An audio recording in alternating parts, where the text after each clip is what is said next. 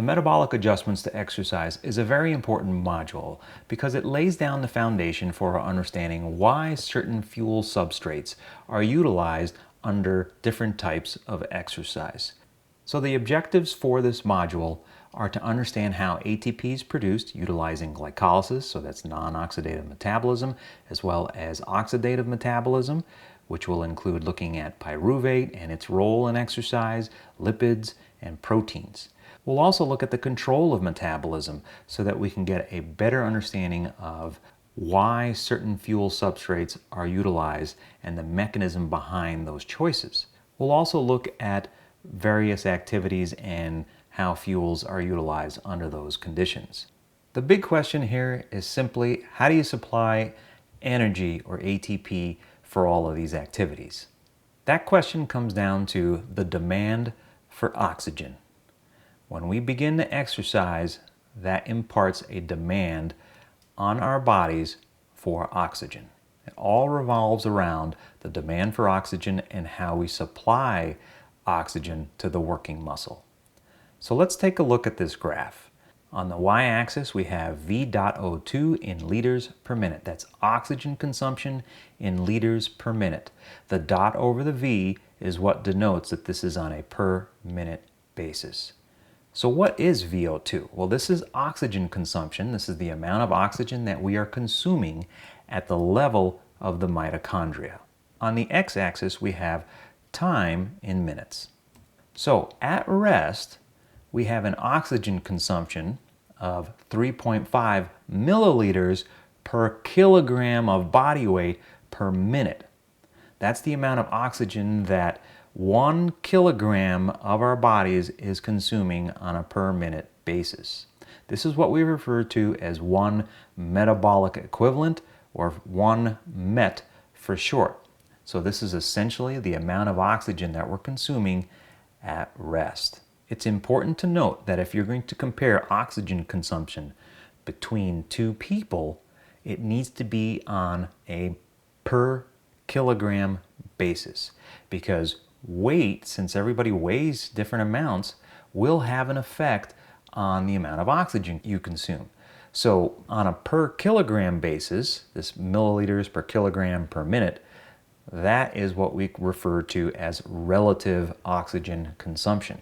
Whereas the V.O2 in liters per minute, this is what we refer to as oxygen consumption in absolute terms. So in absolute terms, we're looking at the entire amount of oxygen that the person is consuming. But if I wanted to compare myself with someone else, I need to now divide that oxygen consumption by my weight in kilograms to get the per kilogram per minute basis of oxygen consumption.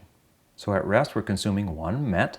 And if we suddenly now begin to exercise, at the onset of exercise, there's an oxygen demand that now has been placed on our body. So we need to meet that oxygen demand. But we don't automatically go from a resting VO2 to the exercise demand of VO2. This happens slowly. And that's what this curve represents here. So it takes a few minutes, usually between 2 to 3 minutes of exercise at that new homeostatic demand for oxygen, we will achieve what's referred to as steady state exercise. This is where the oxygen demand is now met with an equal supply of oxygen from the cardiovascular system. So we're at steady state. There's a new homeostatic level. This area shaded here in blue represents what we refer to as the oxygen deficit. This is the amount of oxygen now that we are consuming above and beyond rest because we began to exercise. If we terminate exercise and we come back down to a resting level, we don't automatically go from this high supply of oxygen to now the resting level of oxygen demand. That takes time. That is what we call the oxygen debt, or in more recent years, it's being referred to as excess post-exercise oxygen consumption, or EPOC for short. So why does it take time to come down from this high oxygen consumption down to a resting level? Well, there are several theories, and one of them is that we are trying to restore phosphocreatine in muscles, so that's a type of energy store that we've got. That's a quick energy store that we're trying to replenish in muscle tissue, as well as getting oxygen stores back to other tissues that may have been shunted of oxygen during exercise. And we'll talk a little bit more about that shunting under the cardiovascular adjustments to exercise later. The act of breathing, so respiratory muscles contracting, that takes oxygen. The myocardium requires a little bit more oxygen. So EPOC might affect the myocardium and respiratory muscles as far as their elevated needs for oxygen consumption. We also increase body temperature during exercise. That increases metabolic rate, and there's something called a Q10 effect that will exponentially burn more calories simply because there's more heat around. And so that actually causes an uncoupling of oxidative phosphorylation that we'll talk about a little bit later on in this module, where now it takes more and more oxygen to produce the same amount of ATP, just because there's an increase in body temperature. EPOC also could represent the fact that we're trying to remove all this lactate from the bloodstream and return it back down to a homeostatic level. Some scientists have postulated that perhaps the EPOC is as a result of an increase in epinephrine during exercise. However, this dissipates fairly quickly, so the length of time that we're talking about here with the EPOC really doesn't match up with the amount of epinephrine and how quickly epinephrine is dissipated. As you might have imagined, the human body has a maximal capacity for consuming oxygen, and that's what we refer to as maximum oxygen consumption, or V.O2 max, so VO2 max. Here on the y-axis we have V.O2 in liters per minute, so this is in absolute terms, and on the x-axis we have time of exercise in minutes, and we're going to use a cycle ergometer to show maximum oxygen uptake. So this first little dash here, that represents rest. If we suddenly have the onset of exercise at, let's say, 50 watts on our cycle ergometer, and we continue to increase that workload, you'll see that oxygen consumption continues to increase at every progressive increase in workload. So when we go from 50 watts to 200 watts, there is an increase in oxygen consumption. And that happens because there's an increase in the demand for oxygen. Now at some point, I can increase the workload, so I can go from 200 to 250 watts, and I may only get a very, very small increase in the amount of oxygen that we consume. The point at which we no longer get an increase in oxygen consumed when we increase the workload, that point is what we call maximum oxygen consumption. In this course, we do have a lab on maximum oxygen consumption, and you'll find in that lab some very defining criteria on what you would use to establish the fact that you've reached maximum oxygen consumption. In the scientific literature, you may find the term VO2 peak. VO2 peak is not maximum oxygen consumption, but rather that's where the person decided to stop exercising because the workload was just too great and they wanted to terminate the graded exercise test. So that's where the VO2 will peak, and that's what they're referring to in those studies. It's not equivalent to maximum oxygen consumption. A true max VO2 has very defining criteria around where that actually happens. So what does VO2 max look like across various sports? Well, this is a nice table that gives you an idea of the different types of athletes out there and the average adult, and how that differs among different athletes as well as across genders. So somebody who's a cross-country skier, like the picture of the gentleman that you see here, that's Bjorn Daly. He has the highest ever recorded VO2 max at about 95 milliliters per kilogram per minute. So remember, all of these values that you're looking at in this table are in fact in relative VO2 max terms. So what is energy? Energy is defined by three little letters. ATP, that stands for adenosine triphosphate. It's what fuels our bodies to be able to do things, to move things around, for muscular contraction, for chemical reactions. ATP is what gives us the ability to do stuff. There are three basic ways to get ATP. One is through storing ATP in muscle, and we can store ATP as well as another substance called creatine phosphate. They both represent energy stores, and they both have differing amounts of energy that can be released, ATP being a little bit more than creatine phosphate. We can also use what I'm referring to as non-oxidative metabolism. These are the glycolytic pathways. This is what's typically called anaerobic metabolism. But I'd like to impress upon you that anaerobic metabolism really is a misnomer. That is, anaerobic, that use of that term is a misnomer. There's always oxygen around. The difference is the availability of oxygen to meet the demand of ATP so that we can run oxidative metabolism. If that demand for O2 is not met, then we rely on some of these non-oxidative pathways that don't require oxygen to be able to produce ATP. So in this course, I'm going to use non-oxidative metabolism as opposed to anaerobic metabolism. And finally, we can also produce ATP using oxidative metabolism. That is with the use of oxygen to make ATP. So let's graph how these energy sources are utilized. So on the y-axis here, we have the energy derived from each source as a percent. And on the x-axis, we have the time during exercise. So we have ATP stores.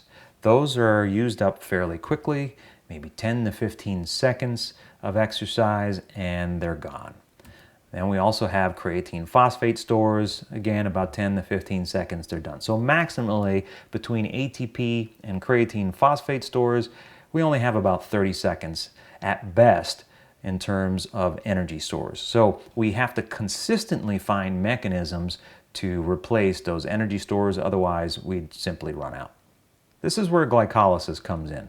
The second that we start exercising, glycolytic pathways are revving up, and as you can see, glycolysis does increase, and once we reach steady state exercise, then it begins to come back down, and that's the point where oxidative metabolism starts to take over as the primary fuel producer. So in other words, there is this crossover point that we'll talk a little bit more later about, where the oxidative pathways start to be the primary provider of ATP, whereas glycolysis then tapers off a little bit. But they're both important. They're both turned on the second that we start exercising. So we're going to evaluate this in greater detail to see how is it that we achieve this balance of ATP production. How do we meet the oxygen demand to then produce ATP for the given level of exercise that we're trying to accomplish? I'll be the first to admit that this slide probably isn't the best for everyone. Some students like it, some students absolutely hate it, but it's just another way to look at the control points for turning on different pathways, the non-oxidative versus the oxidative pathways. So if it works for you, that's great. If it doesn't, then you could probably just skip this slide. So you can view metabolism as these little control valves. So in muscle, we're trying to get ATP to that muscle. And there's a control point there, a little valve that we can turn on and off that allows ATP to be produced. One of those regulators is calcium. Calcium is released during our muscular contractions to make that contraction happen, as we'll talk about later on in the muscle structure and function chapter. So our ATP stores are at a certain level. We can utilize those for exercise and dump that into muscle, and calcium turns that on. Our CP stores, same deal here. Calcium valve turns on, and those ATP and CP stores are utilized to fuel muscle. Once those stores are up, then we can use our glycolytic pathways, and there are several control points here that do that. We start off with glucose as stored glycogen, and that gets converted into pyruvic acid, or better known as pyruvate. Pyruvate has an enzyme control point, pyruvate dehydrogenase, that under certain conditions would then be allowed to enter the oxidative pathway. If it's not allowed into the oxidative pathway, then we have hexokinase and phosphofructokinase that are regulating the glycolytic pathway and how much pyruvate we produce and how much ATP we are going to produce using the glycolytic pathway. Now, pyruvic acid can also form lactic acid, better known as lactate. Lipids have their own distinct oxidative pathway and release carbon dioxide. Essentially, the carbon dioxide that we breathe out is coming from oxidative metabolism. And of course, this has a control point, and that control point being the availability of oxygen that determines how much of this pathway we are utilizing for ATP production. It's important to note that they are never completely turned off. We are merely regulating the flow of each of the contributions of these pathways. So let's look at the non-oxidative pathways of metabolism. Over here on the left-hand side of the screen, we have circulation, so we have the bloodstream, and I've got a cell here represented by this square. In the bloodstream, we have glucose. As you recall from our first lecture, that is a carbohydrate. That's the main fuel source that we find in the bloodstream. During a fed state, we need insulin to bind to the insulin receptor that's located on the cellular membrane.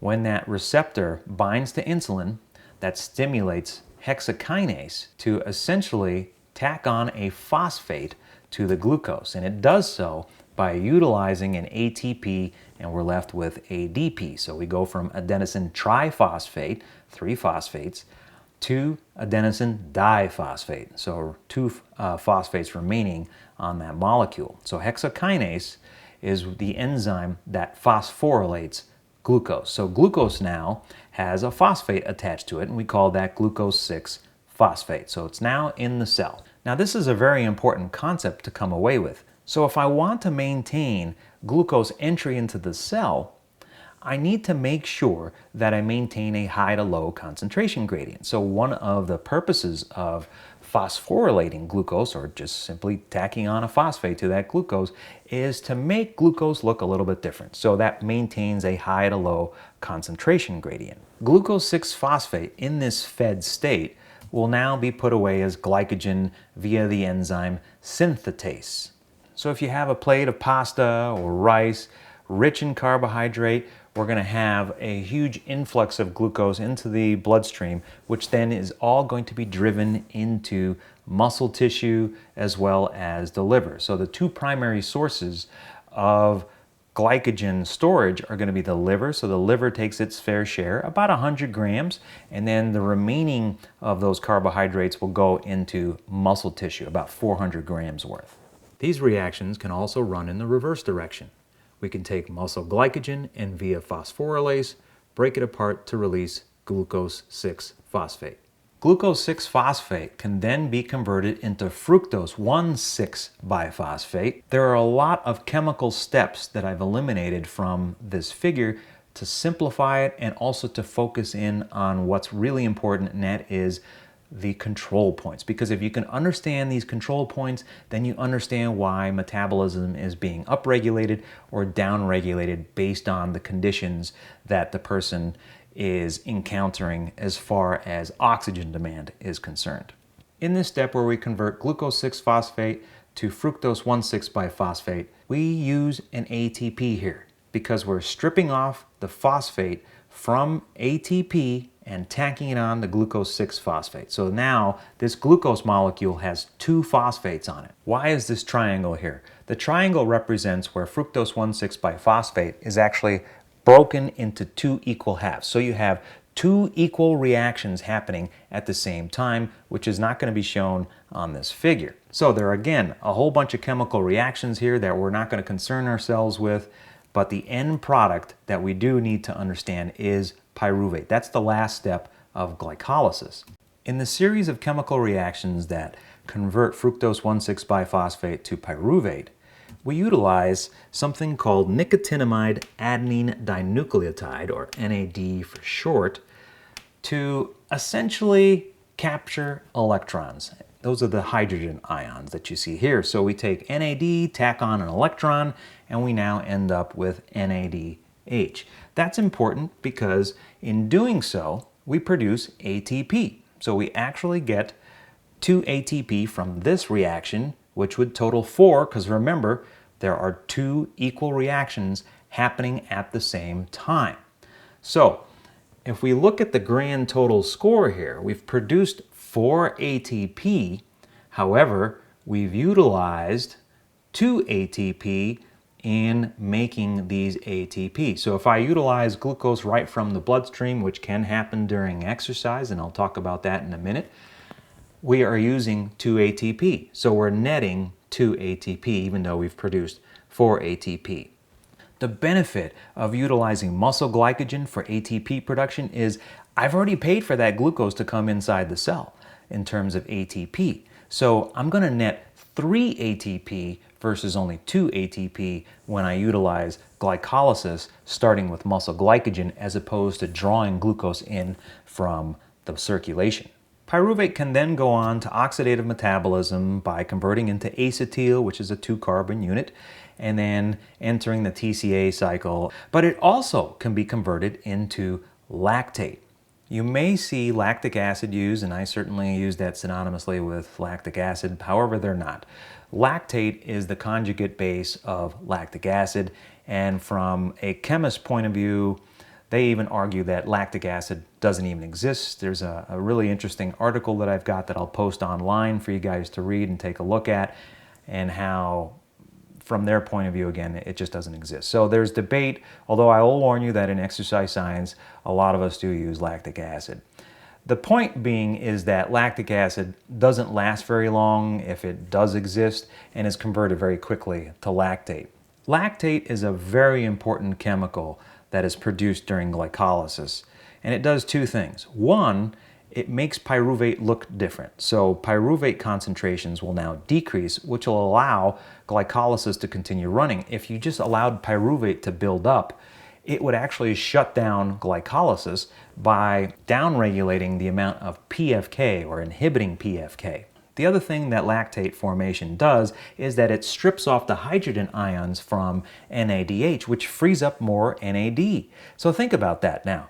I am removing the concentration of pyruvate because now it looks different, it's as lactate, and I'm also freeing up more NAD so that I can add more hydrogen ions to the NAD to make NADHs. So that frees this whole system up so that you can continue to run glycolysis when demand for oxygen is high, and especially when that demand isn't being matched with an equal supply of oxygen. Let's review the control points of metabolic pathways here. We start to exercise. Doesn't matter what kind of exercise. What's going to happen? We have calcium that's released from working muscle tissue that stimulates phosphorylase to break apart glycogen into glucose 6-phosphate.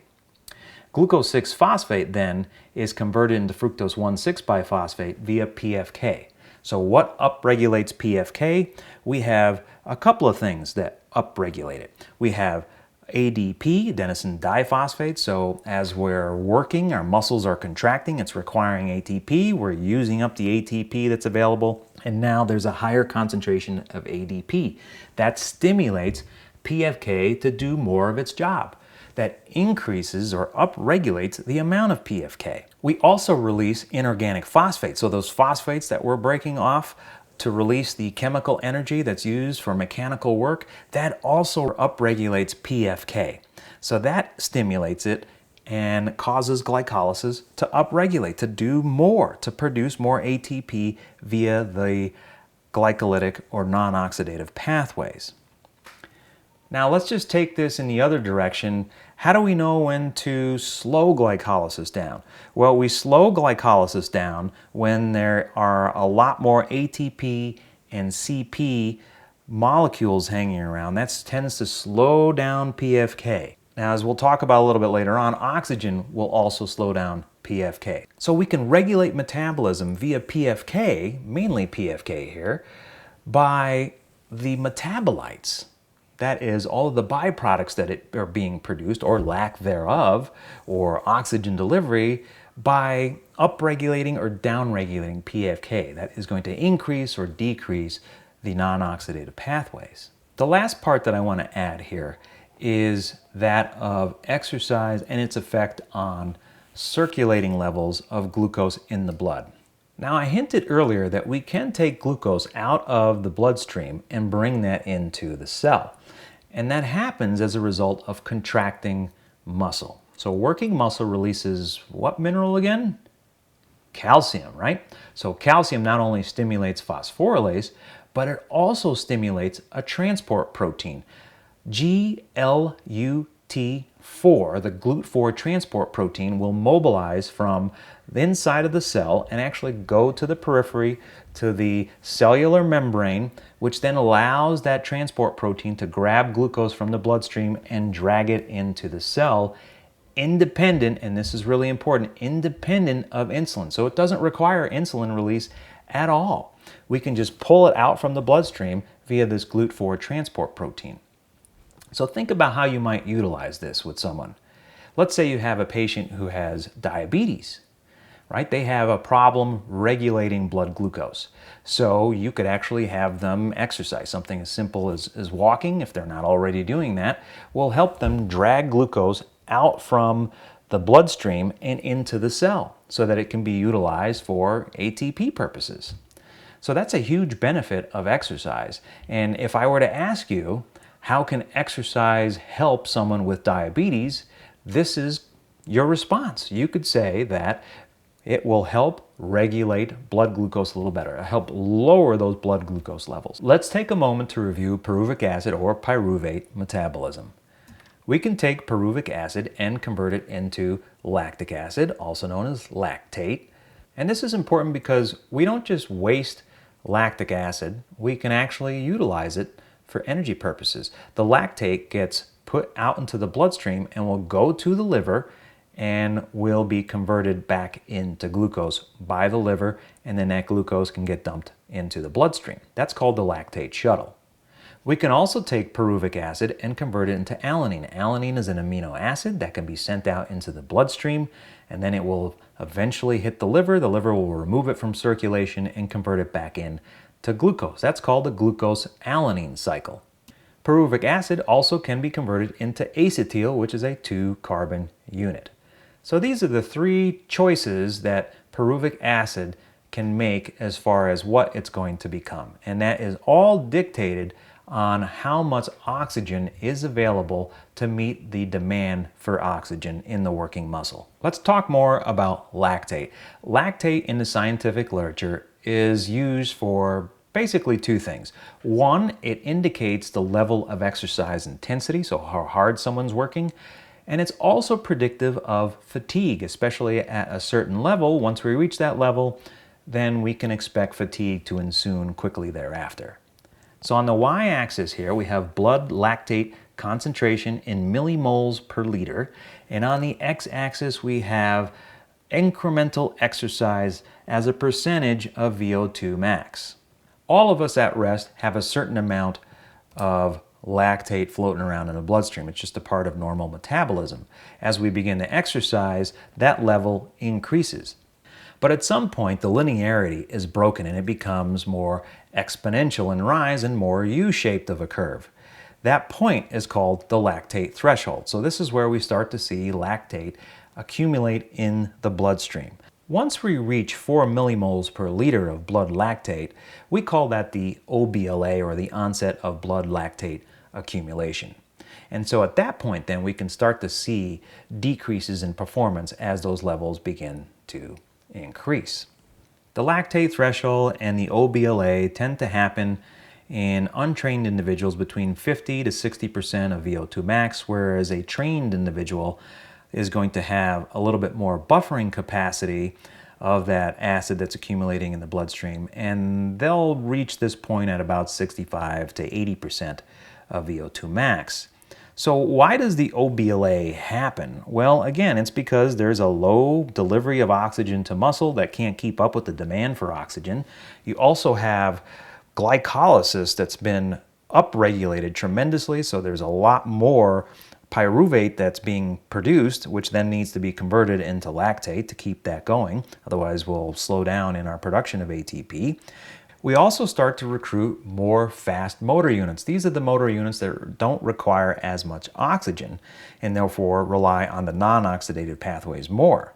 And then lastly, because of all the lactate that's being dumped into the bloodstream, we may have a reduced rate of removal because of innate mechanisms and innate capacities to do so. So what happens with training? What are the adaptations here? Well, if we do short and high intensity exercise, we're going to get an increase in cytoplasmic glycolytic enzymes like PFK. So we'll upregulate the production of those enzymes over time, and that will give us a much more enhanced ability to run glycolysis. Short-term high-intensity exercise will increase the glycolytic enzymes more than, let's say, endurance exercise, but it's important to note that if you're endurance training, so if you're going out for longer, let's say runs or walks, you're still going to increase the glycolytic capacity, just not to the same level that you would with short and high intensity exercise.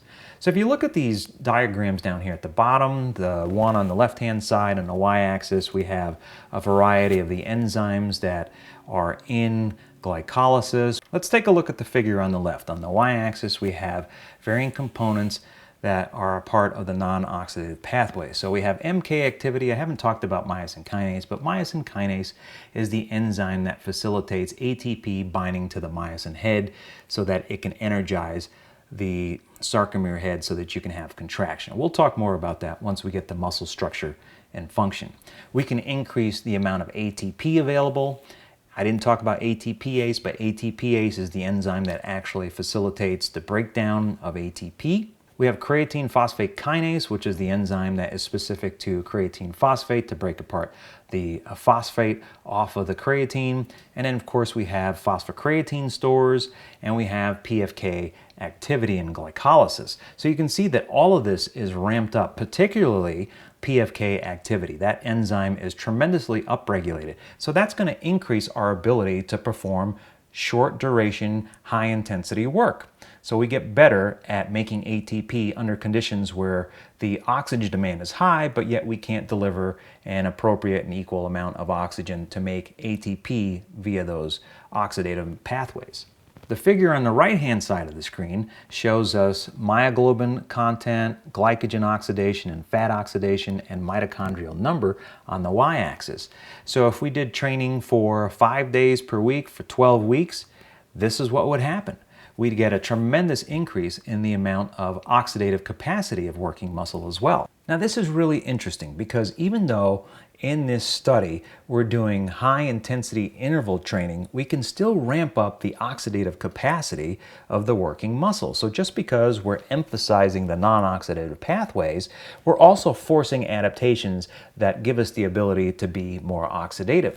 This increases the exercise intensity that we can operate at so that we lower the OBLA and we don't run into a condition where we're now fatiguing sooner than we actually could.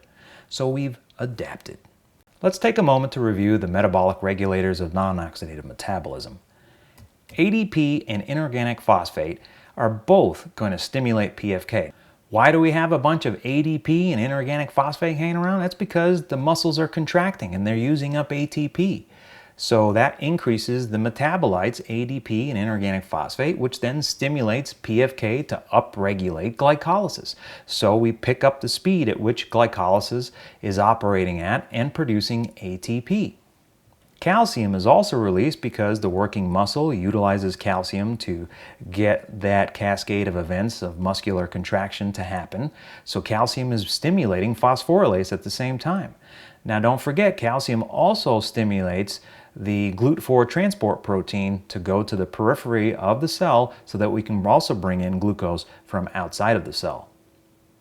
On the other hand, when we want to slow glycolysis down, we're going to have ATP and CP availability. So when those levels start to accumulate, that will actually inhibit phosphofructokinase, as well as something that I didn't talk about, which is pyruvate kinase. So you will inhibit the amount of pyruvate that's being converted into acetyl. Now, if you recall, glucose 6-phosphate is the first step in glycolysis. We can get this from two ways, from glucose coming into the cell and phosphorylating it via hexokinase, or from having muscle glycogen being broken down and also releasing glucose 6-phosphate. If glucose 6-phosphate accumulates, that will actually inhibit hexokinase, so you'll rely less on bringing glucose in from the bloodstream into the cell and rely more on the availability of glucose 6-phosphate from muscle glycogen. So that's a good thing because that can actually slow down the dependence on glucose from the bloodstream as well as prevent premature fatigue. So you've seen this figure before. It's just a little bit more condensed. This is where we take glucose from outside of the cell and bring it into the cell via hexokinase and utilizing ATP. That gives us glucose 6-phosphate. Now I've added one little step here. I take that glucose 6-phosphate, I convert that into something called glucose 1-phosphate, which then gets packed away as glycogen via synthetase. As you recall, phosphorylase is how we tap in the glycogen. What I didn't mention earlier is that there are actually two forms of phosphorylase. Phosphorylase B is inactive, whereas phosphorylase A is active. And that's where calcium comes into play. So calcium actually will convert phosphorylase B to A. That's how it's stimulated. But we also have epinephrine that does the same thing. So epinephrine will promote the conversion of phosphorylase B into phosphorylase A so that you get glycogen breakdown, so that you release glucose from that glycogen molecule. So what you should understand here is that we've got this backup mechanism from hormonal input, that is from epinephrine, that ensures that we're going to break down muscle glycogen to release glucose, in addition to the calcium that's being released. The amount of epinephrine that's released is really going to be dependent upon the exercise intensity. Let's take a look at this graph here. So on the y-axis, we have epinephrine in millimoles per liter, and on the x-axis, we have time in minutes of exercise. So you can see that at 40 to 56% of VO2 max, epinephrine levels are lower. As we increase the exercise intensity from 60 to 70 to 82 to 89% VO2 max, we get an increase in the amount of epinephrine that's being released. If we really work at a high intensity exercise beyond VO2 max, we can see that epinephrine shoots up dramatically. So the intensity of the exercise really dictates how much epinephrine is going to be released as a backup mechanism to ensure that there is plenty of glucose to perform glycolysis and make ATP under those conditions where the demand for oxygen is very, very high, but the supply of oxygen is simply not able to keep up with that demand for oxygen. So let's summarize what we've talked about so far. We've talked about the energy stores of ATP and CP. We've talked about glycolysis, which uses glucose, which is a 6-carbon molecule. We can also use glycogen to release that glucose and utilize in glycolysis. We talked about insulin and how insulin really is the promoter of glucose coming from outside in circulation into the cell under a fed condition. So when we've eaten, insulin really helps us pack away those carbohydrates for later use. We've talked about the control points, hexokinase and PFK, as up-regulators and down-regulators of how glycolysis operates. We've talked about the hydrogen ions and how those are removed via NAD. We've talked about ATP production and how pyruvic acid plays a role in maintaining ATP production and the various pathways that pyruvate can take in order to help us make ATP. We touched a little bit on oxidation and how that pyruvic acid or pyruvate enters the next phase of the game here, which is oxidation as a 2-carbon unit acetyl. Last but not least here is that pyruvic acid or pyruvate, if under certain conditions where oxygen isn't readily available to produce a bunch of ATP and oxidative metabolism pathways, we can then transfer that pyruvate into 3 other compounds, the main one being lactate, so that we can remove the hydrogen ion from NADH so that we free up more NAD, as well as making pyruvate look different, so we lower the concentration of pyruvate so it doesn't shut down metabolism. On this slide, I've got a picture of a typical cell in the human body. I just wanted to point out these pink structures. These are the mitochondria that we've been talking about. This is where oxidative metabolism happens. If pyruvate is broken apart into acetyl via pyruvate kinase, then acetyl will combine with cofactor A and make acetyl-CoA. This is the very first step in the TCA cycle, or the tricarboxylic acid cycle. It's also known as the Krebs cycle. It's also known as the citric acid cycle. So there are 3 names for essentially the same set of pathways. Acetyl-CoA will be converted into citrate. Citrate then will convert into isocitrate. We will have NADH come in and remove some hydrogen ions and produce carbon dioxide. We then get more NADH produced, and the conversion of isocitrate into alpha-ketoglutarate. That also releases GTP, which is a variant of ATP. Bottom line here is that we get ATP production. And then we convert that alpha-ketoglutarate into succinyl acid, and then we produce some FADHs, which are very analogous to the NADHs, which then leaves us with fumarate, and fumarate then converts into malate, and malate converts into oxaloacetate, which results in more NADH being produced.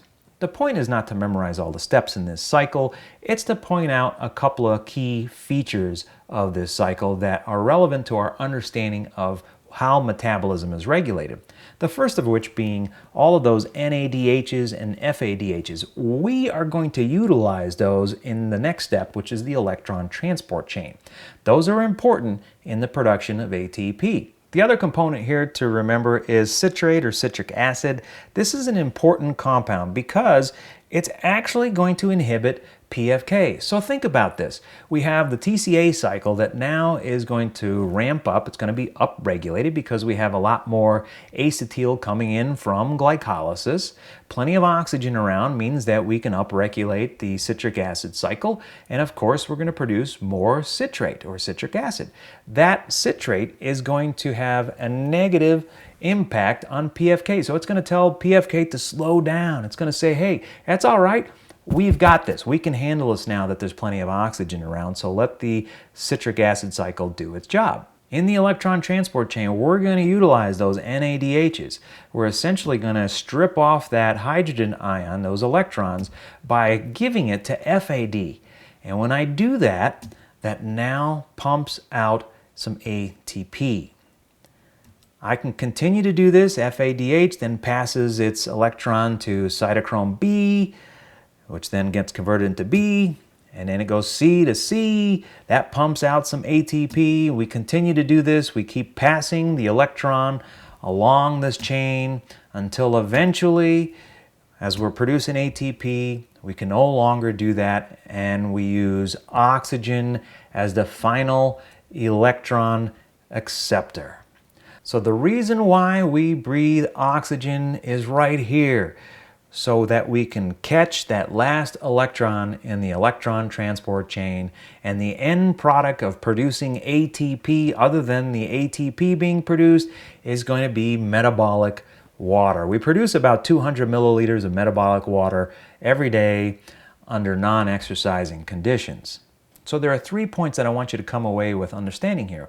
One is that we've collected all those NADHs and those FADHs so that we can take those electrons and funnel them through the electron transport chain. 2, so that we can produce ATP from the transfer of those electrons. And 3, in the mitochondria where this is happening, we can use oxygen to catch that last electron to make metabolic water. This entire process where we move electrons across the electron transport chain and produce ATP is called the chemiosmotic theory of oxidative phosphorylation.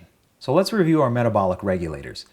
ADP, inorganic phosphate, and calcium all serve to upregulate glycolysis or the non-oxidative pathways, whereas ATP and CP and glucose 6-phosphate serve to basically downregulate or slow down the contribution of non-oxidative pathways to ATP production. Let's build on this. Citric acid, we said, inhibits PFK. That also serves to slow down glycolysis or non-oxidative pathways. Oxygen also inhibits PFK. That slows down the non-oxidative pathways. So think about the beauty of this system and how intelligently designed it is. We have these metabolites that dictate how we utilize these pathways in the production of ATP. It's really important to note that despite having these metabolic regulators, none of them result in turning off glycolysis or oxidative pathways. That simply doesn't happen. They're always running in the background, even if they're not the primary contributor to ATP production. And that really is a key phrase. Which of these systems is the primary contributor to ATP production at the moment? So think about at rest. What is the primary provider in terms of a system for ATP production? Or conversely, how about during exercise, steady state exercise versus progressive exercise? It's important to understand that no matter what the condition, these systems are all running. It's just a matter of the degree of contribution to the overall ATP production.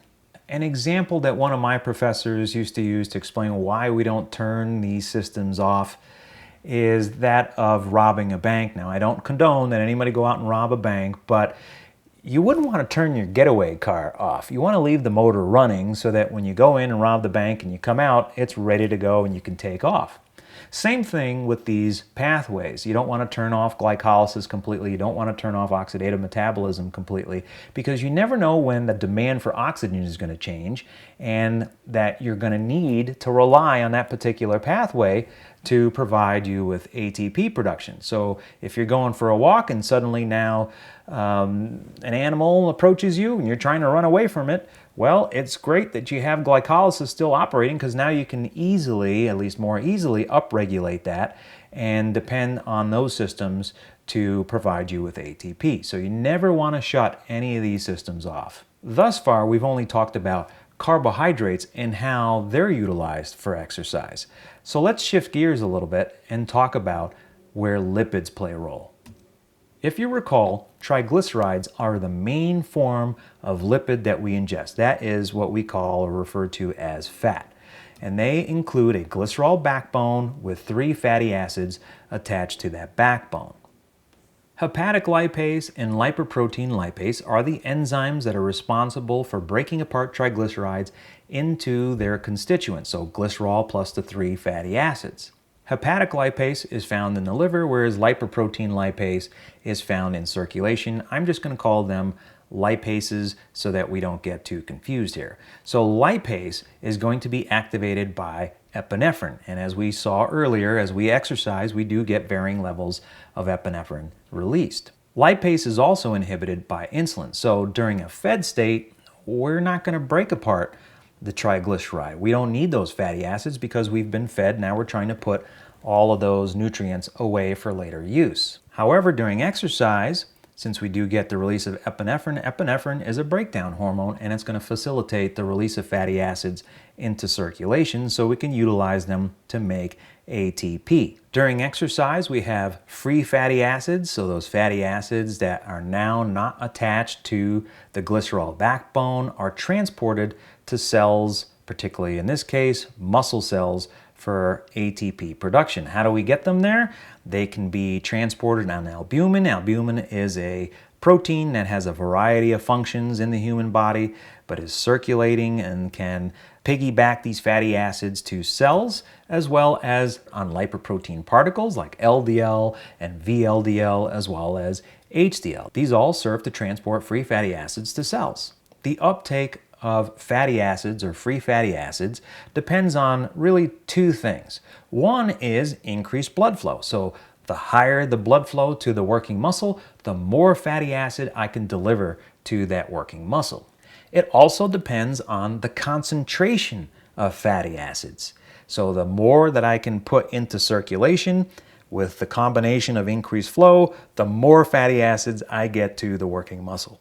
And don't forget that this is all hormonally regulated by epinephrine. So epinephrine stimulates that lipase to break apart the triglycerides so that we can have a higher concentration of fatty acids in the bloodstream. So let's look at this in a picture form. So on the bottom part of the slide, we have an adipose site.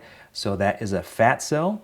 We've got the bloodstream in the middle, and then we have a muscle cell over to the right with the mitochondrion being the oval. So glycerol and 3 fatty acids, do you remember what that is? That's a triglyceride. We have epinephrine that's released into the bloodstream that then will stimulate the upregulation of lipase, which will break apart that triglyceride into 3 fatty acids, or FFA for short here, free fatty acids.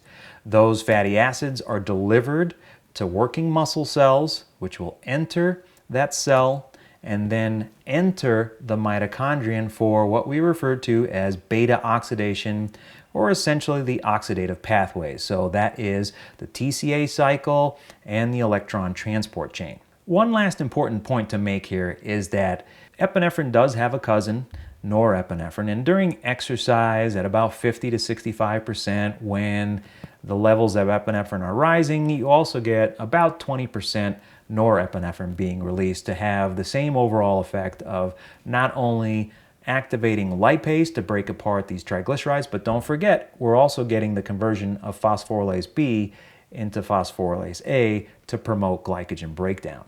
Free fatty acids are long units of carbon change, which is important to understand. And if you recall, we have some fatty acids that do contain double bonds, or our polyunsaturated fatty acids, or our PUFAs, and our MUFAs, the monounsaturated fatty acids, of course, our saturated fatty acids. These are all even numbered carbon chains, and that's important that they're even chained, because remember that acetyl is a 2-carbon unit compound. So essentially, fatty acids are going to be broken apart into 2-carbon units. So it does behoove us to have fatty acids that are even numbered. So a 14 chain length, a 16 chain, 18, etc. can be broken apart into these 2-carbon units. It's important to note that the double bonds will actually break a little bit easier than those that are saturated. So this is one of the problems with saturated fatty acids, that if we have too high a level, they're a little bit more difficult to break apart than those that have double bonds. So our PUFAs and our MUFAs are much more easily used to fuel exercise. And now remember that the point of the TCA cycle is to produce a whole bunch of FADHs and NADHs that we can utilize in the electron transport chain so that we can make ATP. And fatty acids give us a huge number of FADHs and NADHs when we run them through the TCA cycle. In beta oxidation, we break apart those fatty acids into 2-carbon units, which we call acetyl, which of course combines with cofactor A and enters the TCA cycle. As I mentioned earlier, the chain length and the number of double bonds is going to dictate the number of these FADHs and NADHs that we get from the respective fatty acids that are utilized in beta oxidation. So beta oxidation is going to result in 1 FADH2 and 1 NADH2 for each double bond that's broken. Let's review beta oxidation one more time. We have the adipocyte, or a fat cell. We have triglycerides that when epinephrine and to some extent norepinephrine is released in the bloodstream, that stimulates lipase to break apart the triglyceride into its constituents, and it frees up those fatty acids. Those fatty acids are transported in the bloodstream via albumin as well as lipoproteins.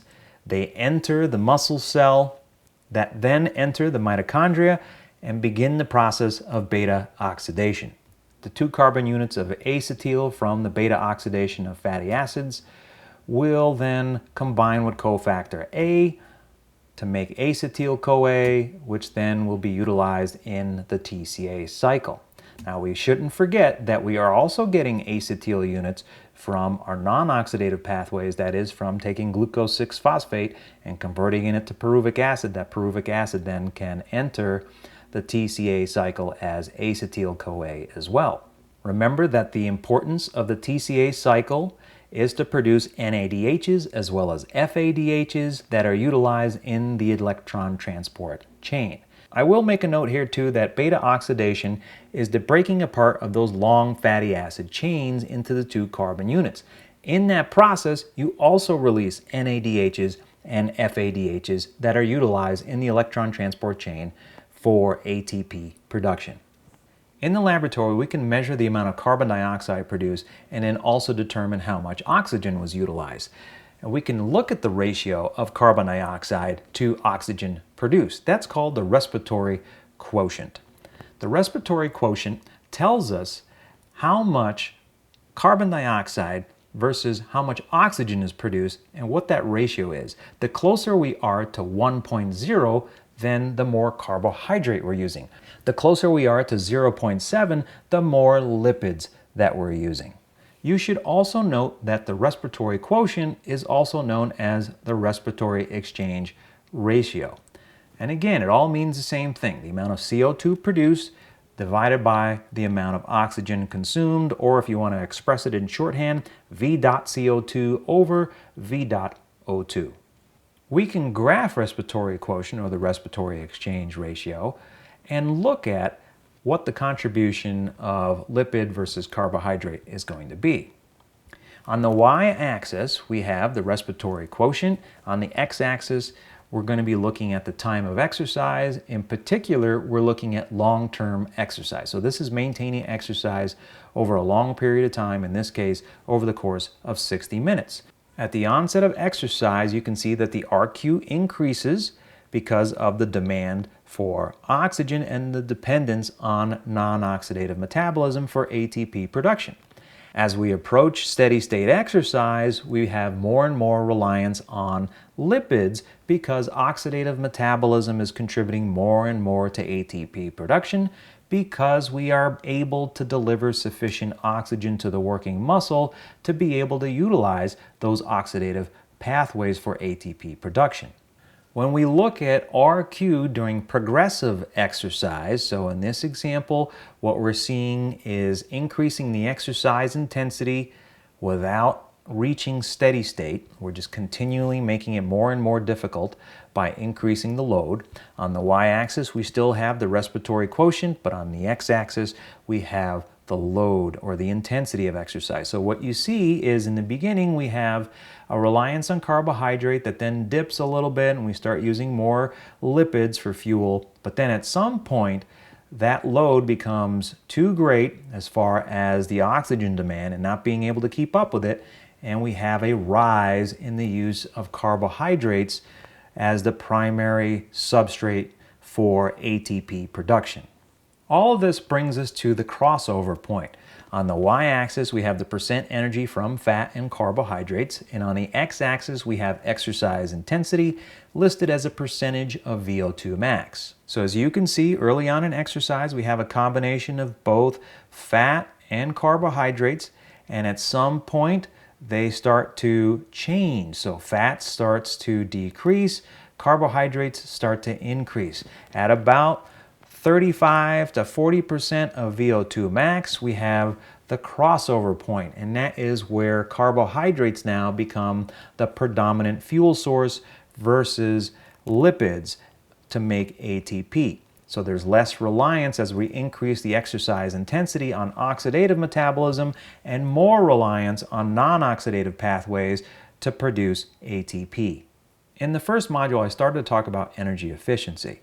This table summarizes everything we've learned and looks at carbohydrate and fats and the respiratory quotient and how we might look at efficiency from the standpoint of kilocalories per oxygen used versus kilocalories per gram used. Carbohydrates give us 5.05 kilocalories per liter of oxygen consumed versus 4.2 kilocalories per gram utilized.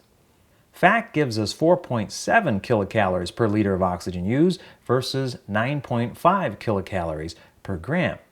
When the demand of oxygen isn't being met with an equal supply of oxygen, then carbohydrates are a little bit more efficient when you look at them from a per liter of oxygen consumed, because they give us 5.05 kilocalories versus the 4.7 kilocalories that fat might give us.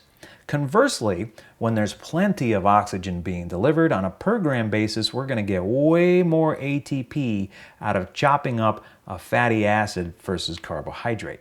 One important note is that we are completely ignoring protein as a fuel source in this theoretical model. We do utilize some amino acids for energy, but even at maximal exercise, we're only getting about 10% of ATP that's produced from protein, so that's why this model ignores it.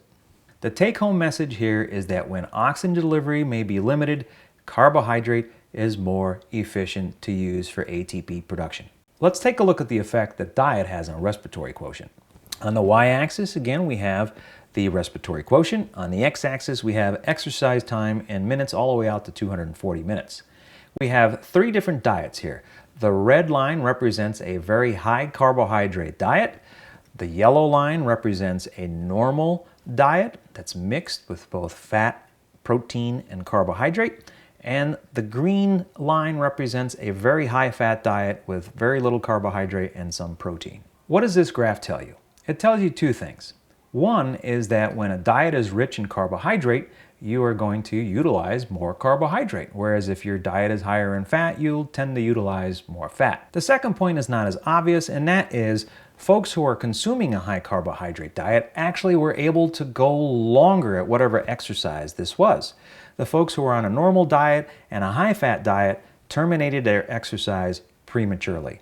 So carbohydrates are essential to exercise performance, and this is something that has been well established in the scientific literature. Let's summarize everything we've talked about to date. So we've talked about glycolysis and the utilization of carbohydrate as a fuel, as glucose and glycogen.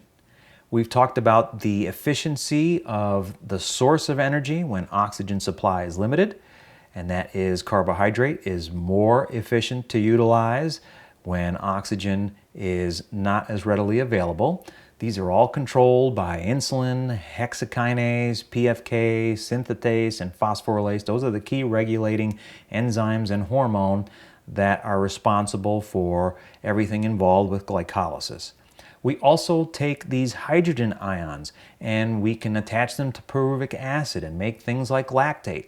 And what's the relationship between those and ATP production? We also talked about oxidation, how carbohydrates and lipids are utilized. We specifically looked at how lipids are mobilized via epinephrine stimulation of lipase and how those fatty acids are catabolized in beta oxidation, which are then shipped off to the mitochondrion as acetyl units for ATP production. We also talked about how lipids are a more efficient substrate to utilize when there's plenty of oxygen around. This all leads to the production of ATP and hydrogen ions that are utilized in the electron transport chain. So your summary of understanding should go something like this thus far. You should have a good understanding of glycolysis and how that's controlled during the short-term and during long-term activity, as well as what fuel sources are going to be utilized in glycolysis. We also have oxidation, and you should understand how that's controlled during the short-term and long-term, as well as what fuels are utilized in oxidation. We should also have a good understanding of the effect, the overall effect of regular exercise or conditioning that has on the metabolic pathways, specifically all of the control points. Let's continue our discussion of exercise performance and the variations in diet, but let's add muscle glycogen to the mix here. On the y-axis, we have muscle glycogen. On the x-axis, we have exercise time in minutes. This is steady state exercise. So we take somebody up to steady state and they continue to exercise. What happens to muscle glycogen? In somebody who's consuming a normal diet, a mixture of carbohydrates and fats and protein, they will have a curve that looks something like this. So muscle glycogen will be depleted and eventually they'll hit the wall and have to stop. If we place somebody on a high carbohydrate diet, that can increase the amount of available muscle glycogen, which would then extend their performance so they can go much longer before they fatigue. So their time to exhaustion is much greater. Now during exercise, if we continue to intake some glucose, so that could be something as simple as oranges or some of those carbohydrate gel packets, etc., that will have a glycogen sparing effect during the overall exercise activity and help the person even go longer, so their time to fatigue is even greater than just on a carbohydrate diet. So it's not only important to ingest carbohydrates before competition or before training, it's also important to take carbohydrates while we are actually performing that particular activity or in competition. What athletes will typically do is they'll carbohydrate load or glycogen load. So on the y-axis we have glycogen, and on the x-axis we have days before the competition. On a mixed diet, we'll have muscle glycogen be at a certain level. If we put that person on a high carbohydrate diet, we can increase the muscle glycogen availability. However, if we exercise, then we're going to deplete muscle glycogen. So what we do during this time where we've tried to increase carbohydrates and we exercise or continue to exercise before competition is then we really ingest a huge amount of carbohydrate. The combination of the stimulus of exercise with a high carbohydrate intake actually causes what we call glycogen supercompensation. That is, we will pack in a lot more glycogen into muscle if we have intense exercise coupled with carbohydrate intake. Now, if we did a high-fat diet and continue to exercise, our muscle glycogen content is going to be low, and we can actually, once we ingest carbohydrates, also get back up to a level of high carbohydrates. So we can go either way. However, the argument against doing this is that having a high-fat diet and not having as many carbohydrates in the diet takes away from the intensity that you might be able to achieve during training. So this method isn't necessarily the best method to go about. Exercise intensity is going to dictate the amount of glycogen depletion that we get, as well as the length of time that we perform that given activity at that level of exercise intensity. On the y-axis, we have glycogen depletion in millimoles per kilogram of body mass, and on the x-axis, we have exercise time in minutes. We have varying levels of VO2 max percentages. So the white line represents 30% of VO2 max, and you can see that we can exercise for a long period of time there, all the way out to about 120 minutes. At 60% VO2 max, the rate of drop of glycogen depletion is greater, but we can still go for a longer period of time. Once we hit 75% of VO2 max, you can see that muscle glycogen depletion is pretty great, and our exercise time is going to be shortened as a result of that. This pattern continues with the 90% VO2 max as well as 120% VO2 max. That is, high intensity exercise really depletes muscle glycogen. So even a high carbohydrate diet might not necessarily extend the amount of time that you can go for before you hit the wall and you're fatigued because of glycogen depletion. This pattern of muscle glycogen depletion only is exacerbated once you get to the 90% VO2 max range, as well as going at 120% of your VO2 max. Exercise performance is greatly shortened as a result of muscle glycogen depletion. A question that I usually get in the course when we're talking about metabolism is, what's the best way to burn fat? Well, let's take a look at this from a numerical standpoint. Let's assume somebody's VO2 max is 5 liters per minute. We're going to work at a percentage of that VO2 max. So we've got 20%, 50%, and 80% of VO2 max represented here. And then we're going to look at the fat kilocalories on a per minute basis that are burned under each of these exercise intensities. So at 20% VO2 max, we're actually utilizing about 60% of overall fat kilocalories. The total kcals per minute at 20% VO2 max is going to be 5. 3 of those 5 kilocalories per minute are actual fat calories. If we bump the exercise intensity up to 50% VO2 max, we now have a contribution of 40% of the overall kcals coming from fat. The total energy expenditure at this intensity is 12.5 kilocalories per minute, and 5 kilocalories per minute are coming from fat. So compared with 20%, we're now utilizing more fat kilocalories. If we bump the exercise intensity up to 80% of VO2 max, 20% of fat kilocalories are contributing to the overall energy expenditure.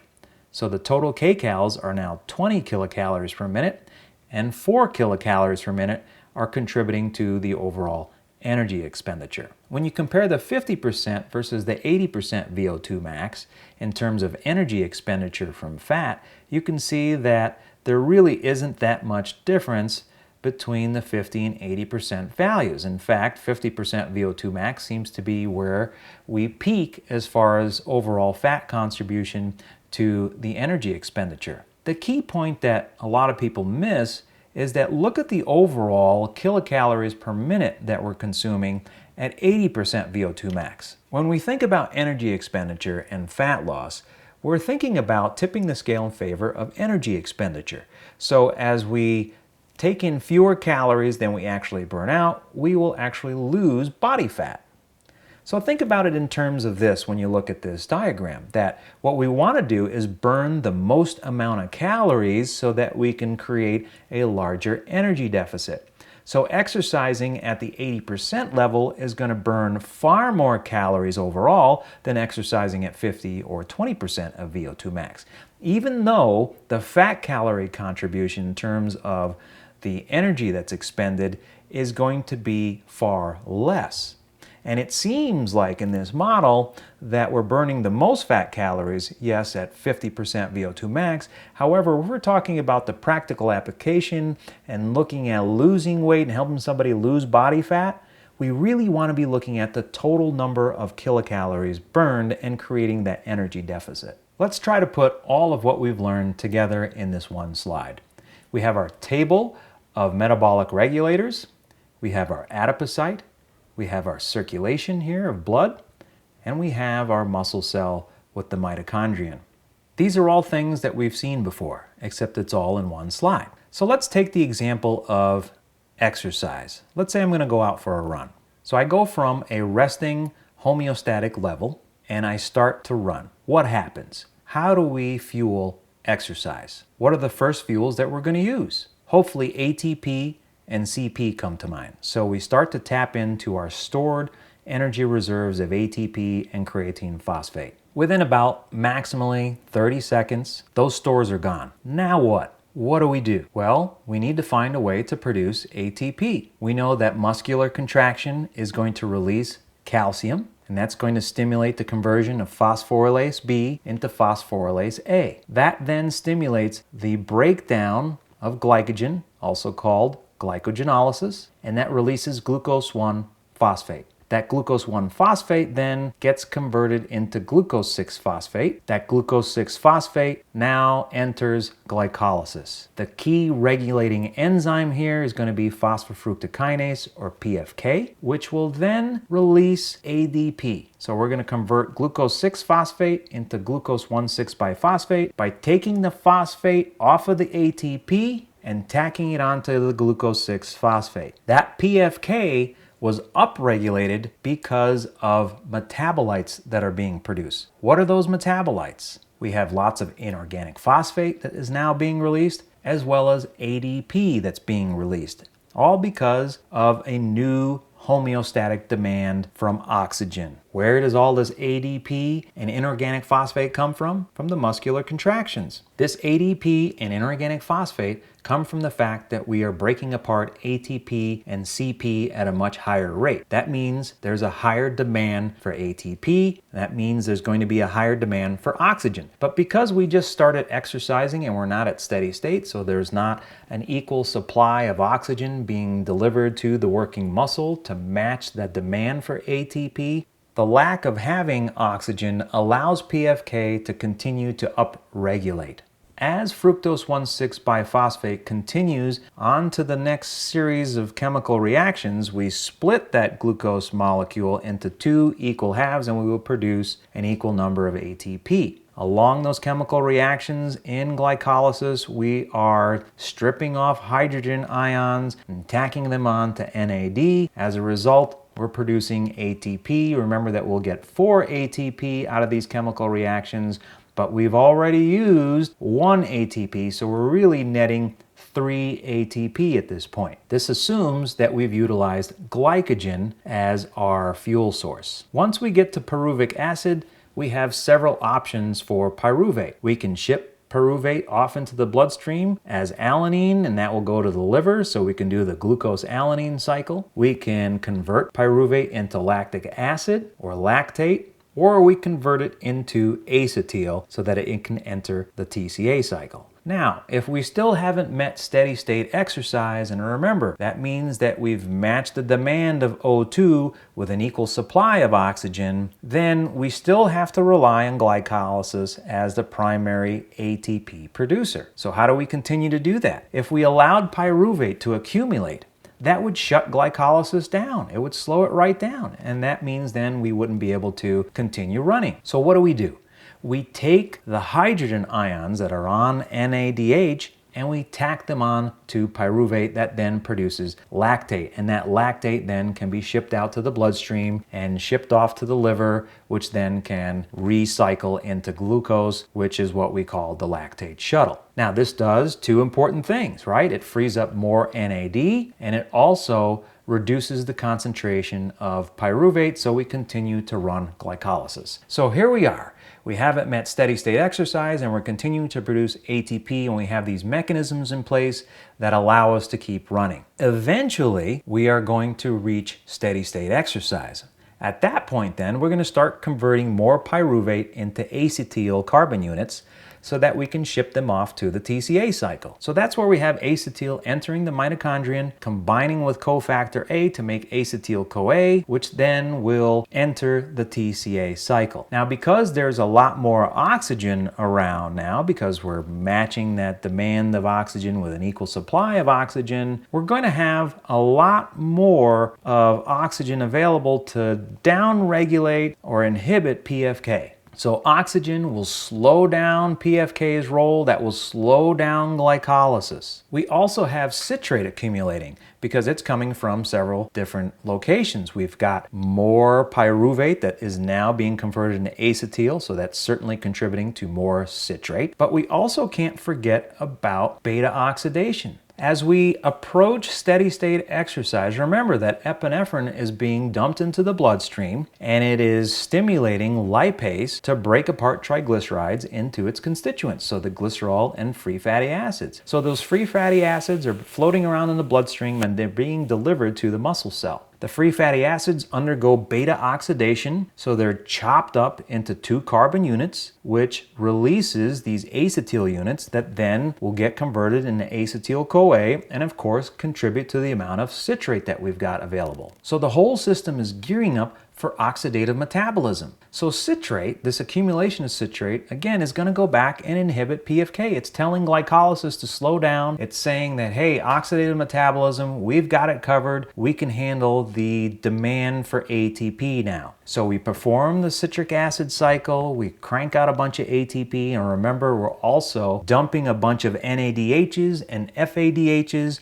into the electron transport chain from the citric acid cycle, as well as beta oxidation. All of this means we're going to ramp up ATP production from oxidative phosphorylation. If we continue at steady state exercise, so we're still going out for a run, and let's say we're keeping a 7.5 minute mile pace, then we will continue to produce ATP mostly from oxidative phosphorylation. However, the longer that we spend out running, of course, we're going to deplete muscle glycogen.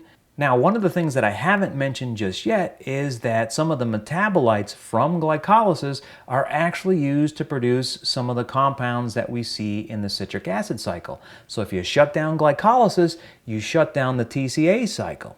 So it's really important to always have glycolysis running in the background so that we can run the TCA cycle. This only highlights the importance and significance that carbohydrates have on exercise performance. So what would happen if I decided to run at a faster pace after running for 20 minutes at steady state exercise? What do you think? What would happen here? If you're thinking that there's going to be a lot more ADP and inorganic phosphate around now because we're working harder, you're right. We're going to have more metabolites. We're going to have less oxygen being delivered to the working muscle. That's going to remove some of the inhibition from PFK. We're going to have less citric acid available, or citrate. That's also not going to inhibit PFK. We're going to have a little bit more epinephrine around. All of those are going to contribute to shifting metabolism away from oxidative metabolism being the primary contributor to ATP production to glycolysis.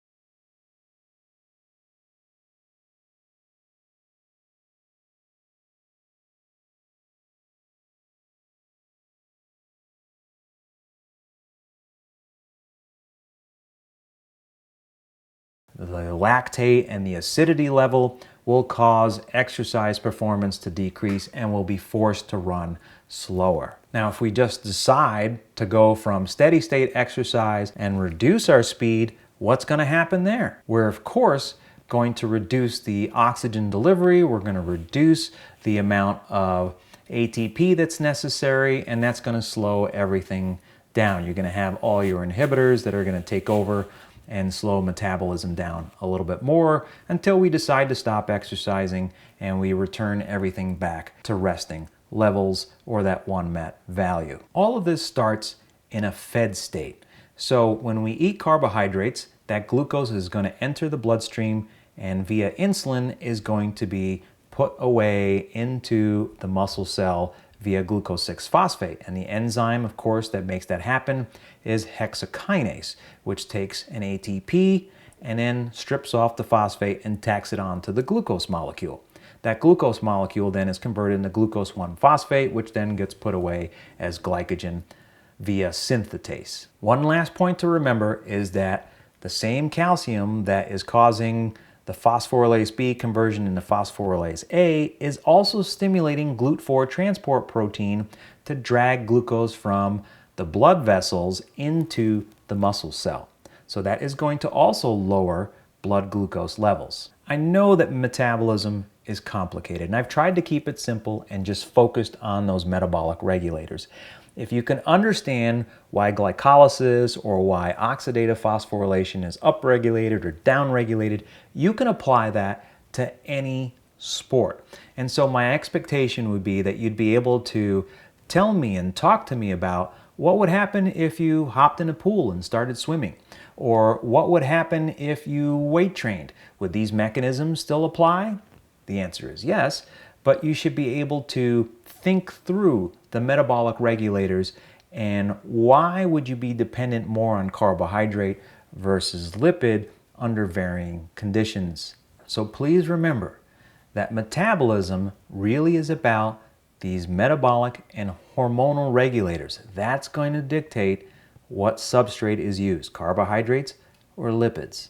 Let's talk a little bit more about the neuroendocrine control of metabolism. We know that metabolism is maintained by the autonomic nervous system as well as the endocrine system. At rest, we have hormonal control of insulin as well as glucagon. Insulin is the hormone that is going to promote glucose uptake into muscle cell as well as in the liver. So we have the stimulation of glycogen synthesis in both the liver as well as the muscle. Those are the two major depots for glycogen. Conversely, we have glucagon that's released from the pancreas and is designed to mainly affect liver glycogen stores. So when glucose levels start to dip in the blood, the pancreas releases glucagon so that the glycogen that's stored in liver can be broken down into glucose molecules, and then that glucose can be dumped into the bloodstream to provide glucose mainly to the central nervous system.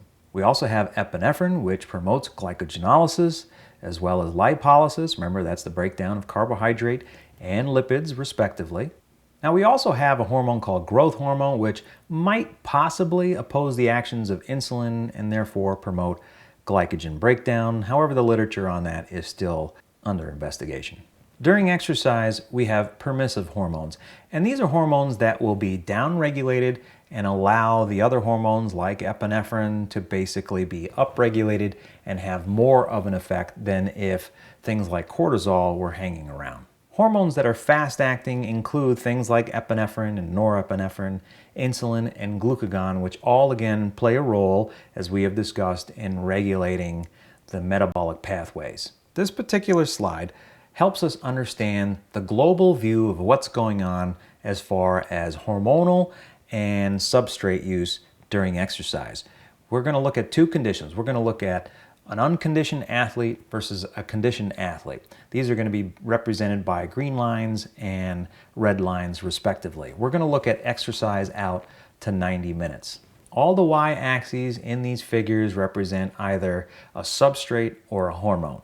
The x-axis represents steady state exercise in minutes. The first figure looks at blood glucose usage during exercise. Remember that the GLUT4 transport protein is going to pull glucose from the bloodstream. In an unconditioned individual, it might look something like this. We will pull more and more glucose from the bloodstream. A conditioned individual will use less glucose from the bloodstream because there's more muscle glycogen. So having more muscle glycogen is actually going to spare glucose in the bloodstream. Insulin in an unconditioned individual over the course of exercise will decrease.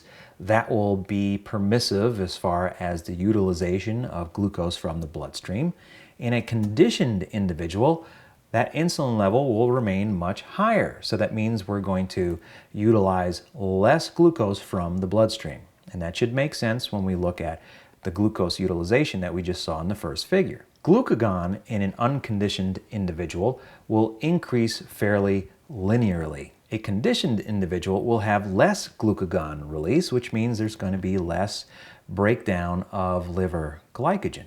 This all is because we have more muscle glycogen. In an unconditioned individual, we have quite a bit of epinephrine that's released in comparison with somebody who's conditioned. And remember, epinephrine's job has two roles. One is to promote glycogen breakdown, and the second is to promote lipase activation to break down triglycerides. So when we look at free fatty acids, the unconditioned individual will look something like this, and the conditioned individual will have far more free fatty acids available. The epinephrine seems to be a little bit more sensitive in somebody who's conditioned because there's more lipase around to release those free fatty acids. Training essentially increases the amount of lipase that we have around to be able to release these free fatty acids. In summary, the demand for oxygen and the supply of oxygen really determines the ATP source. We've got glycolysis that has a lot of metabolic regulators like PFK.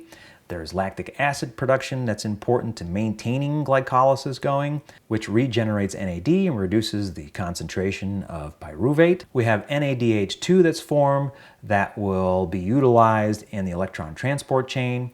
We have the TCA cycle that has metabolic regulators, of course, citric acid and the oxygen that's available there.